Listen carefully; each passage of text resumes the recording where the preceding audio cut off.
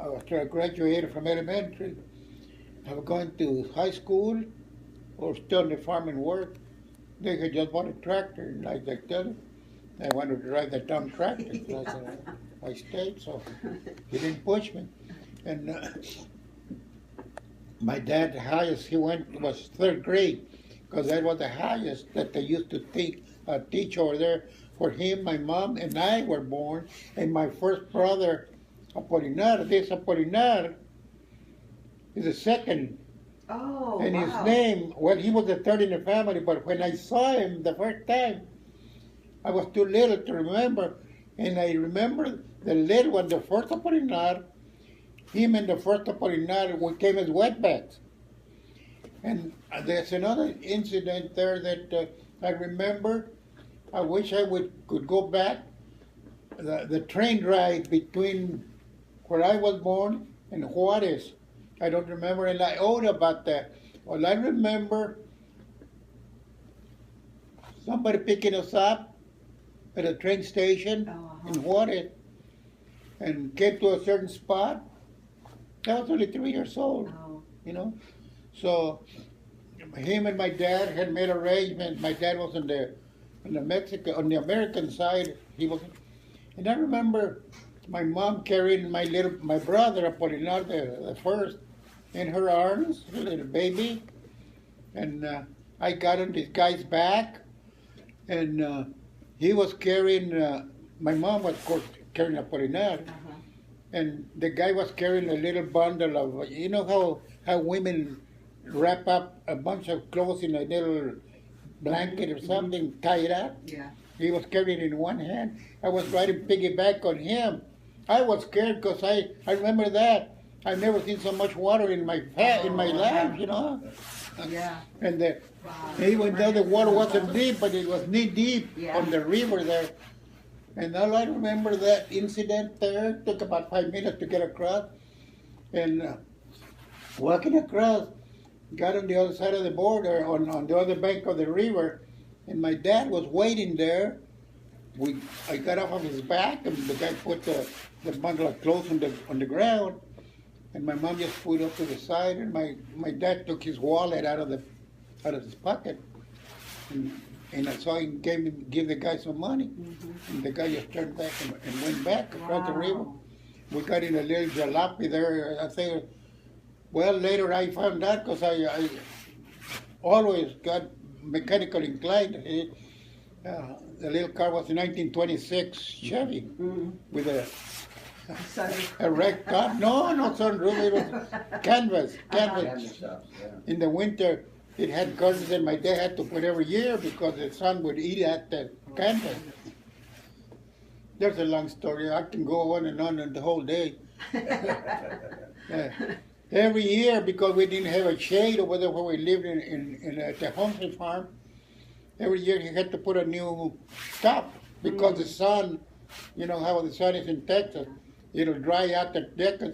Well, Apolinar, the one that's still kicking, yes, sir. His godfather, his padrino, gave him a little goat, and you know, little baby. Well, this son of a gun, he had to climb on top of the hood, got on top of the brand new top that my dad had to put every year, and with their hooves. He ripped it. The gun goat fell inside.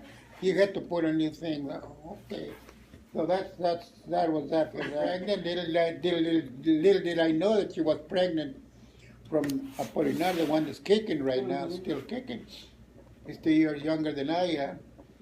So I remember my dad walking with me outside of the house, just back and forth, and throwing stones here and there. When the doctor comes out after everything was said and done, then he bends down, and he talked to my dad first. Then he bends down, and he said, "Tienes un hermanito." You have a little brother, you know. That was the doctor that said that to you? The doctor told me. What was his name? Dr. Metcalf. What did you call him? That guy was always walking, always passing gas. as he was walking, you know. Not every step, but and he didn't care. Uh-huh. He didn't care about We have one of those at the hospital. Yeah. So after the doctor left, he shook hands with my dad, and in those days, then they would come back and pay visits. There was nothing like today. Yeah. So when the doctor left, and my dad got him by the hand and said, "Venga, si vamos a ver a su mamá." So walked in, and my dad picked me up, and the baby was right next to my mom, and I saw him like that. And I said, Nana. And I guess because my second brother, the first Apolinar, he had just died. Oh. So I said, Nana. He said, le quedó Apolinar. Oh. They named him Apolinar. Because you called him, and how did the Apolinar the first pass away? I don't know. Something, Oh. some kind of a disease. He was still a baby. Yeah. We were only maybe a year apart between myself and the first Apolinar. Yeah. Because right now, me and this Apolinar, February, March, April, May, June, July, September. I'm only 2 years and 9 months older than he is. Mm. You know, my mom and dad was young. Yeah. No TV, no entertainment, so they went to bed. And that was it. Yeah. So is Tio Apolinar named the second, or just Apolinar Delgado? No, just when I said Nana, that's what they named him, Apolinar. That's nice. Yeah. And Jose Brothers Dairy. Mhm. And our house, where the little shack where we lived, was say like this. It was there was only 2 rooms. Like from there, I kept telling Lali time and again, just a little, that wall about 3 feet like that. Uh-huh. One is the kitchen. I remember my mom, where the microwave is, that's where the stove was. And on the wall, the walls were made of 1 by 12s. That's why it was. What's a 1 by 1 inch by 12 inches. Oh. 1 by 12, wow. yeah. Like 1 a inch, two- like a 1 3 by inch, 4 stick? 1 inch Yeah. thick, Yeah. 12 inches wide. Right. That's how, and standing up, Uh-huh. and I stood up. I put in there, set that house on fire too one time. Cause my mom, you know, my dad working at the dairy, Mhm. and the dairy was just about as far from here to the wall, that brick wall over there on the back of the fence. Mhm. And my mom, looking for extra money, she used to go in and wash the buckets, the milking bucket. Oh, uh-huh. And there were no machines to milk. Yeah. Everything was done by hand then. So me quedaba yo solo, yo iba a Apolinar, and she would come and visit. Well, one day I didn't have anything to do, so I remember the rugs or whatever they call it, the Tablecloth. table covers of yesteryear. Yes, sir. Those It was- plastic things. Yeah, it was kind of plastic, Uh-huh. rubberized on top Right. and cloth on the bottom. Mhm. Well, I got some matches and I and I put the thing over here on the edge, and it took off. To test And I it. tried to turn it, and with a pen. Can you imagine trying to put the fire out with a pen? So I got scared and I took off. Innovation. And my little brother, Apolinar, that's kicking still, he was in the other room. So I didn't know, and I couldn't tell my mom because I knew that I could get the spanking, you know. So, but my mom was just to check, Yeah. because like I said, it was just like from here to there. She saw smoke coming out of the window, so she ran out there, and Apolinar was by himself in the back room, sleep, and she couldn't find me. Yeah. I ran out and hid somewhere. But she put it out because luckily, it's just the thing that burned it. Yeah. She saw it very on time. Mhm. But that would have been a disaster because everything was lumber, 1 by 12. Yeah. That thing gets going. Yeah. Is she ever Well, spanked You got a spanking every Well, day? no, that's exaggerating, but Okay. yeah, but she was. It's not surprising. But the though. one that I really dreaded was my dad because Yeah. it would hurt. My Yeah, mom, we dreaded yours too. And you only gave it to us 2 or 3 times. Except Roberto. The one I could never get to was Roberto, He right was in always front, running. right in front of the closet door.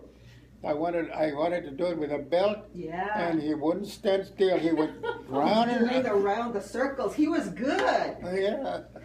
He was a contortionist. But anyway, I remember, and then that Apolinar, when he died,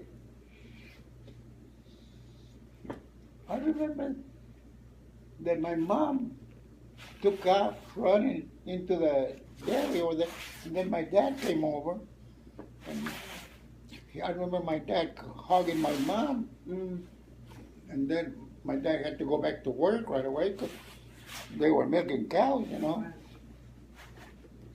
One of the guys, not working on the dairy there, his name was Domingo, but he lived on the farm. He did all the other things, work doing something else, and he was sort of not a super carpenter, but he knew a little bit of everything. So he built the little box Oh yeah. for the burial. Uh-huh. And I kept wanting to ask my brother Apolinar every time he calls if he ever visits the thing over there. I remember going to bury my brother, and it was just myself, my mom, and my dad, and they carried that little box. It was just a little wooden box made out of plain lumber. Yeah. So do you think he was under a year old? At the most. Yeah. Yeah, yeah. So he probably got some viral bacterial pneumonia or something. I don't know. I don't know what he died of. Yeah. But, and the first Apolinar. Mm-hmm. And my dad was already working there at the dairy. Okay, that was the type of person he was. He didn't go out, and once he got settled and everything, and he got a job, a permanent job, then he sent for us. And like I said, I wish that I would have remembered the train trip from where my mom, my dad, myself, and the fourth Apolinar were born. Yeah. It's the same place where they were born, where I was born. We came as wetbacks, you know. They're known as wetbacks.